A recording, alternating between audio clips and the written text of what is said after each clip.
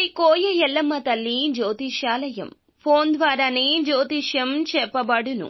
విద్య, ఉద్యోగం, వ్యాపారం, ప్రేమించిన వారు దూరం అవడం, భార్యాభర్తల మధ్య గొడవలు, అత్తాకోడళ్ల మధ్య మనస్పర్ధలు, కుటుంబ సమస్యలు, ఆర్థిక సమస్యలు, పెళ్లి కుదరకపోవడం, సంతానం ఆలస్యం కావడం, స్త్రీ పురుష వశీకరణం, చెడు ప్రయోగ నివారణ మొదలగు ఎటువంటి సమస్యలకైనా పరిష్కారం చూపబడును. స్త్రీ పురుషులకు ఎటువంటి సమస్యలు ఉన్నా నమ్మకంతో కాల్ చేయండి.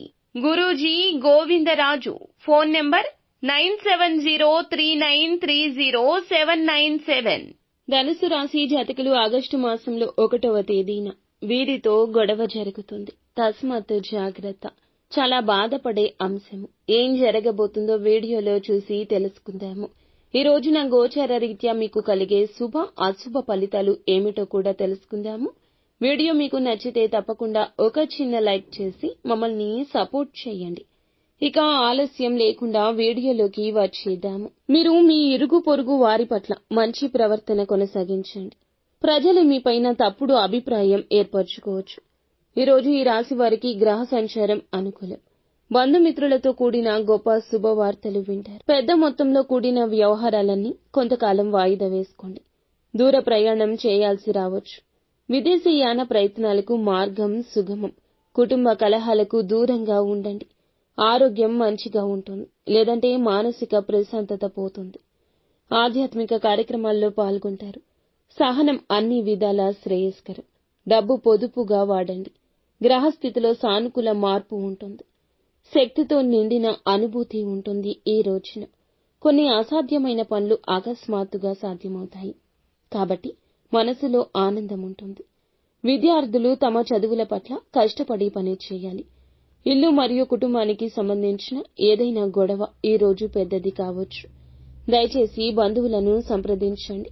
కొన్ని సన్నిహిత సంబంధాలను నాశనం చేసుకోకుండా ఉండడానికి లొంగిపోవాల్సి వస్తే సిగ్గుపడవద్దు.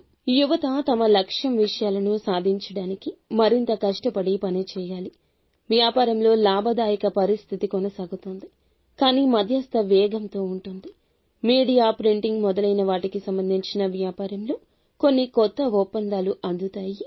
ఈ సమయంలో మారుమూల ప్రాంతంలో మీ పరిచయాలు ఏర్పరచుకోవడానికి ప్రయత్నం చేయండి. అధికారిక కార్యకలాపాలు, భార్యాభర్తల మధ్య సామరస్యం మంచిది. పిల్లల క్రమశిక్షణలో చాలా వరకు కూడా మీకు మంచిగా ఉంటుంది. రక్తము, మధుమేహం ఉన్నవారు, ఈ యొక్క సమస్యలు ఉన్నవారు మీ యొక్క పని శైలి, దినచర్య, ఆహారపు అలవాట్ల గురించి జాగ్రత్తగా ఉండండి. మీ పిల్లల నుంచి శుభవార్తలు వినొచ్చు, కానీ కుటుంబ సభ్యుల్లో ఒకరి ఆరోగ్యం క్షీణించడం వల్ల ఈ రోజు కష్టాలు పడాల్సి వస్తుంది. బాధ్యతల నుంచి ఈ రోజు దూరంగా ఉండొద్దు. మీ అమ్మ మీ పైన ఏదైనా విషయంలో కోపంగా ఉంటే ఆమెను ఒప్పించడానికి యత్నించండి. ఈ రోజు వ్యాపారాల్లో ఊహించని లాభాలు ఉంటాయి. ఉద్యోగంలో సహోద్యోగుల సహకారం ఉంటుంది. దూర ప్రాంత ప్రయాణ అవకాశం ఉంది. కుటుంబ సభ్యులతో తీర్థయాత్రలకు వెళ్తారు. అనారోగ్య సమస్యల చికిత్స కోసం అధిక ధన వ్యయం ఉండొచ్చు. వ్యాపారంలో లాభం ఉంటుంది. వ్యాపార విస్తరణకు కొత్త ప్రణాళిక వేస్తారు. గతంలో చేసిన పెట్టుబడులు ఈ రోజున లాభదాయకంగా ఉంటాయి.